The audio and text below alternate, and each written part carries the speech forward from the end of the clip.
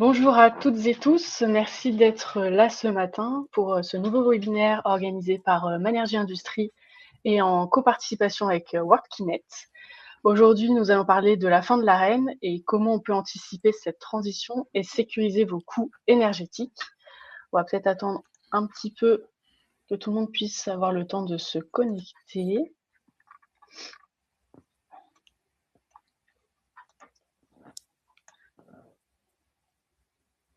On va attendre une petite minute.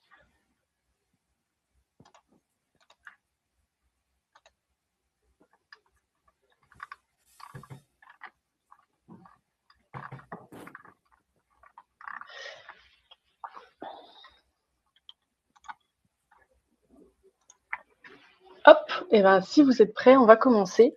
Sachez que donc nos 2 orateurs vont faire une présentation de 30-35 minutes et après vous aurez l'opportunité de poser vos questions dans le chat et nos orateurs pourront y répondre par la suite. Donc l'onglet chat, c'est très important si vous avez des questions. Et n'oubliez pas aussi le bouton je veux être contacté si jamais la présentation dure un petit peu et que vous avez des questions plus formelles et que vous voulez directement passer par nos orateurs, vous pouvez cliquer sur ce bouton-là et nos orateurs pourront vous répondre. Je laisse la parole à Philippe qui va se présenter. Merci Solène, bonjour à toutes et à tous, ravi de partager ce moment avec vous. Donc moi je suis Philippe Bennett, je suis directeur général de Manergie Industrie, un des 5 pôles de Manergie. Qui sommes-nous? Manergie est une société d'ingénierie et de conseil en transition énergétique et environnementale. Et Manergie Industrie est plus spécialisée sur la décarbonation de l'industrie. Juste en quelques mots, donc Manergie, c'est 40 ans d'expérience, c'est 26 agences en France, c'est un peu plus de 500 collaborateurs. Et très brièvement, je vous présente les références significatives que nous avons dans l'industrie, où vous pouvez voir, je dirais, où on intervient sur l'agro, la chimie, la pharma, la cosmétique, l'énergie au sens large. Et si vous souhaitez avoir l'exhaustivité de nos références, vous pouvez vous connecter sur notre site. Je laisse la parole à Sébastien, avec qui j'ai le plaisir de co-animer ce webinaire. Merci Philippe. Bonjour à tous également. Un grand merci à Manergie pour son invitation et son partenariat dans le temps. Ça fait maintenant quelques temps qu'on travaille ensemble. Avec grand plaisir. Alors nous, WorldKinet, qui sommes-nous? En fait, depuis 1999, on accompagne les entreprises dans leurs achats de contrats d'énergie. À la base, c'est pas notre premier métier, puisque depuis le début des années 80, notre premier métier, c'est de faire voler des avions, naviguer des bateaux. On est essentiellement dans les produits pétroliers. Mais depuis plus de 20 ans maintenant, on essaye d'accompagner les entreprises à travers le globe. Donc, on est présent un petit peu partout dans le monde. Et en France, on fait cette activité depuis 1999. Et pour ma part, donc, je suis responsable des ventes chez WorldKinet depuis maintenant 6 ans. Alors, j'ai la responsabilité de continuer et de commencer cette présentation, puisque on va, dans un premier temps, parler de la fin de l'AREN et des stratégies qui en découlent. Ensuite, Philippe va reprendre le bâton de la parole pour vous expliquer un petit peu comment vous pouvez ne pas consommer d'énergie, donc ne pas dépenser d'argent et ne pas être concerné par l'AREN. Puis, il y aura une session de questions-réponses. Alors, quels sont les impacts de la fin de l'AREN? Alors, pour savoir quels sont les impacts, déjà, un petit rappel de ce qui s'est passé sur le marché de l'énergie depuis 25 ans. Donc, entre Ah, j'ai été fermé, moi, de mon côté. J'espère que tout va bien chez vous. Moi, j'ai fermé, mais je connais la présentation. Donc, en fait, il y a eu, évidemment, vous avez tous connu l'ouverture à la concurrence, donc la fin du monopole d'EDF, avec notamment la fameuse loi NOM de 2010. Et juste après la loi NOM, il y a eu donc ce fameux mécanisme de l'AREN qui a été mis en place. Donc, pour rappel, c'était la possibilité pour les consommateurs finaux de bénéficier d'un tarif à 42 € du mégawattheure sur une partie de leur consommation. La consommation totale du pays, c'était en termes d'AREN de 100 TWh. et chaque consommateur avait un volume d'AREN qui était imparti par rapport à sa consommation. Donc, c'était au démarrage très intéressant en termes de prix, puisque quand vous achetez à 42 € sur un marché qui tournait à cette époque plutôt aux alentours des 50, entre 50 et 60, ça permettait au consommateur final de faire des économies. Puis est venue la crise de l'énergie qu'on a tous connue il y a maintenant quelques années, hein, même si c'est récent, 2021-2022. Et pendant cette période-là, la plupart des consommateurs ont découvert un mécanisme qui s'appelait l'écrêtement de l'AREN. Et c'est là qu'ils ont eu la désagréable surprise de voir leur facture augmenter fortement, non seulement en raison des prix de marché, mais également à cause de l'écrêtement AREN, alors que la plupart des consommateurs avaient anticipé le marché et signé à un prix X, se retrouvant avec des factures qui augmentaient fortement. Donc, bonne nouvelle, entre guillemets, pour ceux qui ont connu cet événement de l'écrêtement, l'AREN s'est arrêtée au 31 décembre 2025. Mauvaise nouvelle néanmoins, puisque quand vous pouvez bénéficier d'un tarif à 42 € du mégawattheure, c'était quand même assez intéressant. Donc, l'AREN va être remplacée par quoi? Donc, aujourd'hui, le contexte de la fin de l'AREN, c'est un mécanisme qui va s'appeler le versement nucléaire universel, qu'on va appeler VNU. Donc, le VNU, il va venir corriger les déséquilibres de l'AREN et surtout, il va éviter qu'il y ait ce système d'écrêtement que certains consommateurs découvraient en cours d'année et donc avaient la sensation de ne pas pouvoir maîtriser ces budgets directement sur le contrat qu'ils avaient signé.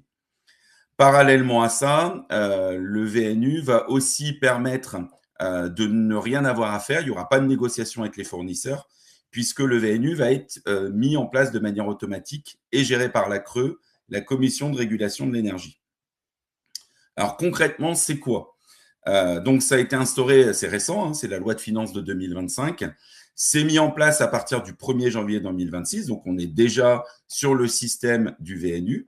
Par contre, contrairement à l'AREN, il n'y a pas de système où vous devez signer un contrat dans lequel c'est écrit que vous avez une clause VNU. C'est universel comme son nom l'indique et ce sera appliqué par tout le monde. Il y a plusieurs objectifs à ça. Le premier objectif, c'est de pouvoir rémunérer à sa juste valeur la production nucléaire d'EDF. Petit rappel sur l'AREN. L'AREN, c'était simplement sur la production nucléaire. Donc, tout ce qui était énergie renouvelable ou énergie gazière pour produire de l'électricité n'était pas concerné. Donc, c'était 100 TWh d'énergie nucléaire. Le problème, c'est que EDF, à un moment, indiquait que le coût de la production nucléaire, c'était, d'après eux, 70 € du mégawattheure qui sortait des centrales nucléaires, alors qu'on le vendait à 42 €. Donc, EDF disait, nous, on est floués par rapport à ça. Ces 100 TWh-là, on les vend à perte assez fortement. Donc, ce n'est pas un bon mécanisme. Donc, le VNU a pour objectif de corriger cette anomalie qui était remontée par EDF. Parallèlement à ça, c'est également protéger le consommateur. Comme je vous l'ai expliqué, avec l'écrêtement et la flambée des prix, forcément, il y a eu des consommateurs qui ont eu la douloureuse facture de 2021 et de 2022. Et donc, ça avait également pour objectif de corriger ça. Comment ça va se passer? Alors, en fait, le VNU, il y a eu un prix plafond de référence qui a été pris, qui est de 70 € du mégawattheure pour les 15 premières années. Donc, c'est quelque chose qui est quand même assez durable et qui va permettre d'avoir une certaine visibilité. Et en fait, à partir du moment où EDF va, sur sa production nucléaire, réaliser des bénéfices importants sur cette production nucléaire, ces bénéfices-là vont être reversés au consommateur final. C'est d'ailleurs pour ça que vous n'avez rien à faire et rien à signer de spécifique sur vos contrats. Ça va être fait de manière automatique et ça va être géré rétroactivement par la CRE. Prenons un exemple concret. Donc là, vous allez avoir vos factures pour 2026. Vous allez consommer en 2026. Et imaginons, sur 2026, prenons le cas le plus extrême, EDF arrive à vendre son mégawattheure au-delà des 110 € du mégawattheure. Et bien, en fait, toute la partie qui va être vendue au-delà de 110 € du mégawattheure, c'est 90% qui vont être vendus au-delà des 110 € du mégawattheure vont directement vous être reversés en 2027 sur vos factures de 2027. Alors, je ne vous cache pas qu'il existe encore un flou sur la manière dont ça va être géré, puisque vous avez sans doute tous des fournisseurs différents avec le jeu de la concurrence. Et heureusement ou malheureusement, je ne sais pas, EDF a perdu quand même 50% de son marché depuis l'ouverture à la concurrence, puisque des fournisseurs alternatifs proposent parfois et régulièrement des prix plus attractifs que le fournisseur historique. Donc, ça va être difficile pour le moment de vous dire exactement comment ça va être géré. Néanmoins, la Creux a quand même pas mal d'expérience sur le sujet. Vous avez sans doute connu pendant la crise énergétique la baisse de la CSPE sur vos factures. Ça a été fait assez rapidement par les fournisseurs. Certains d'entre vous récupèrent d'ailleurs cette taxe par l'intermédiaire de déclarations sur les impôts. Donc, c'est quelque chose qui fonctionne déjà. Normalement, pas trop d'inquiétude, ça va être mis en place. L'avantage d'être accompagné, je fais un peu de teasing, un peu de publicité, mais l'avantage d'être accompagné par une société comme la nôtre, par exemple, ou d'autres sur le marché, c'est que nous, on va pouvoir vérifier que ça a bien été appliqué sur vos factures et vous aider sur le sujet, par exemple. Alors, en conclusion, ce qu'il faut retenir par rapport à ça, donc c'est déjà quelque chose qui a été mis en place récemment sur la loi de finances 2025. Je n'ai pas trop besoin de vous expliquer l'instabilité politique qui règne actuellement dans notre pays pour vous dire qu'il n'est pas impossible qu'il y ait un rétropédalage et quelque chose d'autre soit mis en place. Donc attention quand même, on est en train de parler au 27 janvier de ce qui s'est passé, de ce qui a été mis en place. Il est possible que, avec l'incertitude politique, ce soit revu et corrigé. Ce VNU sera reversé quel que soit votre fournisseur. Donc, pas d'inquiétude. Moi, j'ai souvent eu la question, notamment sur un webinaire assez récent. Sébastien, qu'est-ce qui va se passer? Je suis chez tel fournisseur. Est-ce que je vais bien avoir mon reversement? Oui, bien évidemment. Il y a une indépendance entre l'acheminement et la production d'électricité en France et la facturation, donc le monde des fournisseurs. Tout le monde est logé à la même enseigne, que vous soyez chez l'un ou chez l'autre. Il n'y aura pas de souci à ce niveau-là. On prend en compte la totalité de la production nucléaire d'EDF, oui, sachant qu'elle a baissé sur ces dernières années, notamment avec les maintenances de centrales et le fait que certaines centrales ne tournent pas encore à plein régime. Néanmoins, ça reste une production qui se situe aux alentours des 390 TWh, contrairement aux 430 qu'on a connus notamment quand l'Arenh a été mis en place. Mais ça va bien être sur toute la production nucléaire d'EDF. Il y aura une ligne dédiée sur les factures pour que ce soit transparent. Pas de négociation, pas d'action à faire. Vous êtes tranquille avec ce que vous avez signé. Donc, vous avez forcément signé un contrat pour 2026. Rien à faire sur le sujet. Il y aura une orchestration qui sera faite par un organisme indépendant, donc qui sera sur la Creux. Et les prix de référence sont fixés pour 15 ans. Alors, sur ce point-là, attention quand même, j'ai lu assez récemment que des députés voulaient revenir déjà sur cette partie des 15 ans et qu'EDF faisait un peu pression. Donc, c'est possible que ça bouge entre-temps. Voilà, donc j'ai essayé d'aller assez vite sur le VNU, qui est le mécanisme qui remplace l'Arenh. Maintenant, la question qu'on peut se poser, c'est maintenant qu'on est à 100% marché et qu'on n'a pas d'outils spécifiques pour négocier ces prix avec des contrats spécifiques, qu'est-ce qu'on doit faire en ce moment sur le marché de l'énergie? Alors, sans doute, vous le savez déjà, quand vous parlez avec des personnes qui gèrent les contrats d'énergie, on a des fondamentaux dans notre métier et le premier des éléments fondamentaux de notre métier, c'est la consommation de gaz. Alors, vous allez me dire, c'est un peu bizarre qu'on parle du gaz alors que nous, on utilise plutôt le nucléaire à 88% dans la production. Mais c'est un marché européen. En fait, vous achetez sur un marché qui est un marché européen. Et si on regarde au niveau de l'Europe et même dans le monde, il y a deux énergies qui sont les plus utilisées pour produire de l'électricité, c'est le charbon et le gaz, et essentiellement le gaz en Europe, notamment nos voisins allemands qui sont les plus gros consommateurs d'électricité européens, utilisent beaucoup le gaz.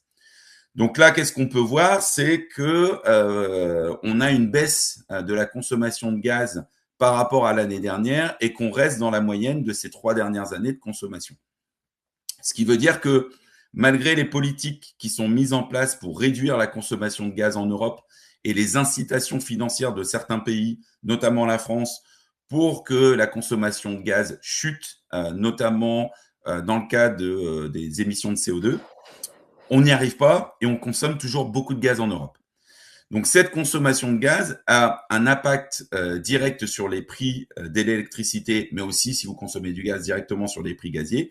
Ce qui fait que, malgré le fait que les prix ont bien baissé ces derniers temps, on n'arrive toujours pas à retrouver les prix d'avant-crise, puisqu'on est toujours dépendant de cette énergie. Si on regarde... Hop, trop vite, pardon. Si on regarde au niveau, cette fois-ci, du stockage de gaz européen, attention, gros warning, on a eu un hiver assez froid avec des épisodes neigeux, que ce soit en France, mais aussi dans certains pays européens. Malheureusement, ces derniers temps, on a de plus en plus de bouleversements climatiques qui font que, par moment, on a un impact important sur la consommation de gaz également. Donc, on a une consommation qui est nettement... un stockage qui est nettement inférieur à celui qu'on a depuis 5 ans. C'est un des premiers warnings qui doit avertir le consommateur. Comme on le verra juste après, actuellement, les prix sont bons. Les prix sont vraiment intéressants, que ce soit sur l'année 2027, l'année 2028 et même au-delà. Donc, il faut faire attention. D'ailleurs, le marché spot, donc les prix à l'instant T, pour ceux qui ont des contrats avec des variations de prix, a fortement augmenté pendant la période hivernale avec l'épisode neigeux. Donc là, il y a un warning. Si vous n'avez pas encore sécurisé complètement vos contrats, notamment pour 2027, il n'est peut-être pas nécessaire d'aller non plus sur des années trop lointaines. Il y a un premier warning. Le stockage de gaz est plutôt faible. Il faut faire attention à ce niveau-là. Alors, c'est ce que je vous disais tout à l'heure, un petit focus sur comment on produit de l'électricité à travers le monde. On pourrait transposer ça à l'Europe, ce serait sensiblement équivalent, avec quand même une part plus importante du gaz naturel par rapport au charbon. Mais comme vous le voyez, nous, la France, on est une exception assez importante par rapport à nos voisins européens et par rapport à la concurrence mondiale. La production nucléaire, c'est 9%. Quand le charbon et le gaz naturel à eux deux atteignent près de 60%. Donc ça, c'est vraiment encore un élément qui va venir impacter le marché. La bonne nouvelle, et ça, en France, on est également très bien placé, c'est que l'hydroélectricité, l'éolien, le solaire prennent des parts de marché. Et donc, ça permet quand même d'avoir un mix énergétique qui se diversifie. Et ça a un impact très, très positif sur les prix. Pour ceux d'entre vous qui ont des contrats en spot, donc qui suivent les cours de marché, vous avez sans doute vu l'année dernière un grand nombre de jours négatifs sur les prix de l'électricité. Eh bien, c'est lié notamment au fait qu'on a souvent une production d'énergie renouvelable importante qui vient impacter positivement les prix. Alors, j'ai passé quelques slides qui reprennent un petit peu ce que je vous ai dit oralement. Quels sont les risques du marché aujourd'hui? Donc, c'est le premier risque, c'est ce que je vous indiquais, c'est le stockage de gaz, donc qui est un facteur haussier sur les prix avec une probabilité forte en ce début d'année.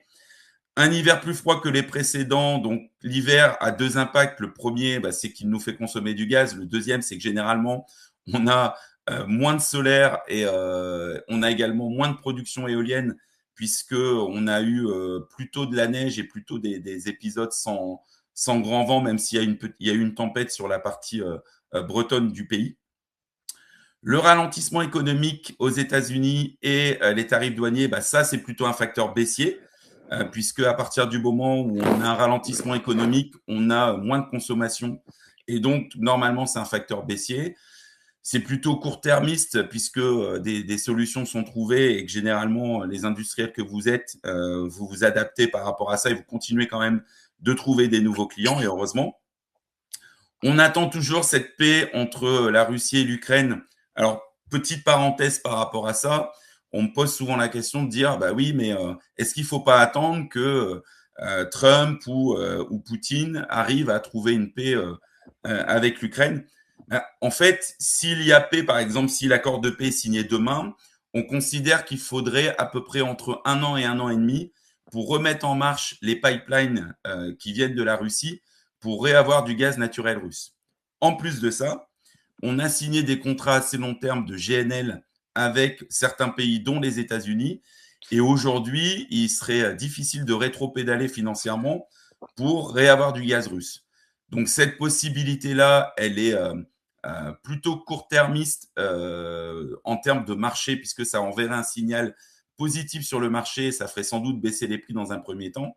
Mais en termes d'approvisionnement gazier, elle n'est pas tout à fait non plus sur le fait on fait la paix, on réouvre les vannes et on a du gaz russe tout de suite. Et enfin, les conflits au Moyen-Orient. Alors, vous avez au Moyen-Orient le détroit d'Ormuz qui est positionné près de la zone du Qatar et près d'Israël. Et ce détroit, il y a l'acheminement du GNL qui se fait essentiellement. Donc, 20% de la production de GNL mondiale se fait par ce détroit. Si au Moyen-Orient, ça venait à s'embraser assez fortement, on aurait sans doute des gros problèmes pour acheminer le GNL. Et nous, Français, on serait bien embêtés puisque le Qatar est notre troisième fournisseur de GNL. Donc, ça serait plutôt une mauvaise nouvelle.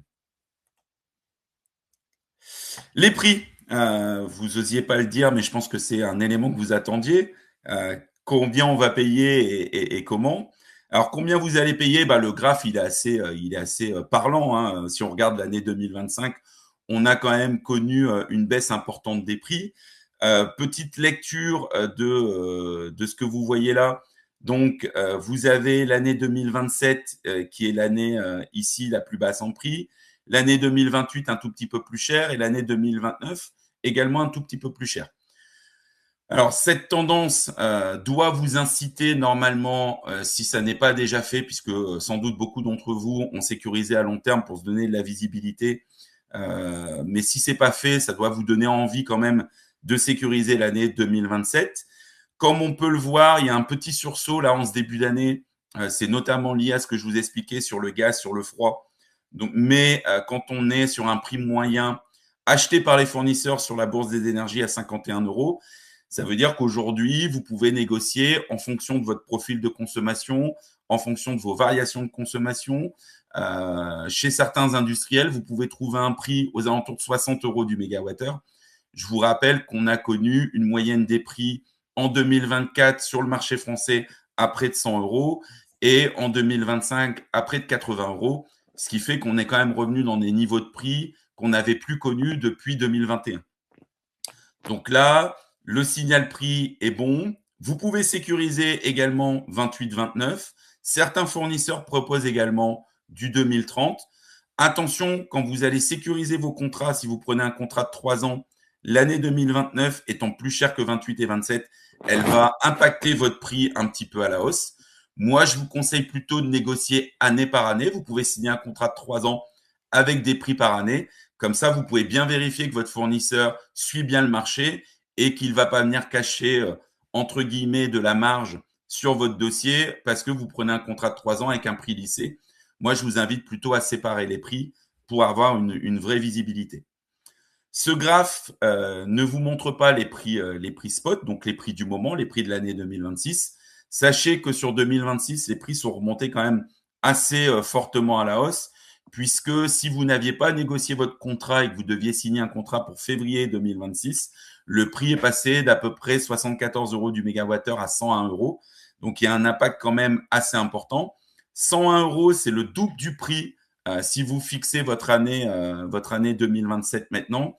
Donc, on voit qu'il y a quand même encore une forte instabilité sur le marché et que le fait de sécuriser les années futures, ça reste, c'est en tout cas dans le contexte actuel, plutôt une bonne solution. Le gaz. Alors, sur le gaz, ce n'était pas l'objet de ce webinaire puisqu'on parlait essentiellement de la fin de l'année et des stratégies. Néanmoins, étant donné que le gaz impacte souvent les prix de l'électricité, je vous ai mis quand même un petit slide et également pour vous informer. Donc, on est à peu près sur les mêmes tendances que sur l'électricité avec une baisse des prix sur 2025. On voit comme logiquement avec l'électricité, on voit que le prix du gaz augmente un petit peu sur ce début d'année. bon, on a connu quand même du froid assez important. Et surtout, le marché commence un tout petit peu à réagir aux problèmes de stockage qu'on a vu précédemment. Donc là, ça remonte. Fort heureusement, on reste sur des prix qui sont intéressants, hein, 26 € du mégawattheure. La dernière fois que les fournisseurs achetaient à 26 € du mégawattheure, on était en avril 2021. C'était un petit peu avant la crise énergétique. Donc, ça reste très intéressant. Et surtout là, on a un effet inverse par rapport à l'électricité, c'est que les années futures sont déjà moins chères que les années proches. Donc, vous pouvez sécuriser vos budgets sur du long terme et là, à l'inverse, faire une économie d'échelle, c'est-à-dire baisser votre prix lissé sur l'ensemble de la durée du contrat. Voilà, donc moi j'en ai fini pour la partie prix. Ce qui est très certain, c'est que, et je donnerai la parole à Philippe qui vous expliquera nettement mieux que moi comment vous pouvez faire, mais ce qui est certain, c'est que chaque électron que vous ne consommez pas, chaque molécule gazière que vous ne consommez pas, c'est autant d'économies à réaliser. Donc il existe des solutions pour vous permettre de moins consommer d'électricité et de gaz. Et en ça, je vais passer la parole à Philippe. Merci Sébastien. Donc effectivement, dans le contexte considéré, vous avez bien compris qu'il y a un impact notable pour les industriels avec ce changement de réglementation, donc moins de visibilité, un impact aussi potentiel sur la compétitivité. Le prix de l'énergie a un impact fort sur les coûts de production et effectivement un pouvoir de négociation, notamment pour les ETI-PME, qui devient de plus en plus limité. Une fois qu'on a dressé ce contexte-là, on voit qu'il y a effectivement un certain nombre d'alternatives, puisque, comme disait Sébastien, l'énergie la moins chère, c'est celle qu'on ne consomme pas. Plusieurs actions du côté de Manergie sont proposées pour les industriels. Le premier, c'est réduire la consommation par des actions de sobriété. On va en parler dans la suite de la présentation. L'investissement sur de l'autoproduction. Et puis, la dernière étape, ou du moins celle qui peut être envisagée également, c'est l'optimisation par la flexibilité. Alors, la sobriété, c'est quoi hein? Très rapidement, c'est le changement de nos comportements. Chez Manergie, on ne décorrèle pas sobriété et performance énergétique. C'est juste une question de temporalité et on le verra dans la suite de la présentation sur les 5 étapes pour une transformation énergétique concrète et durable. Alors, dans cette méthode, la première chose, c'est effectivement la sensibilisation et la formation de vos collaborateurs aux enjeux environnementaux. Et si possible, recruter, former vos collaborateurs et faire appel à des compétences sur un référent énergie, par exemple. Alors, les 5 étapes pour une transformation énergétique, la première étape, c'est le point de départ, hein, c'est bien dresser la situation de référence, c'est connaître ses consommations. Et la situation de référence, elle peut se matérialiser de 2 manières. Premièrement, un bilan carbone et deuxièmement, un audit énergétique. Une fois qu'on connaît ses consommations, l'idée, c'est se donner un objectif. C'est planifier, se donner un objectif, mettre en place soit un schéma directeur énergie, soit une trajectoire bas carbone en fonction, je dirais, de vos priorités. C'est ce qui permet de mettre en place l'ensemble des étapes à suivre pour pouvoir tangenter, converger vers cet objectif. Et puis en parallèle de ça, c'est effectivement une démarche d'amélioration où on peut mettre en place un système de management de l'énergie.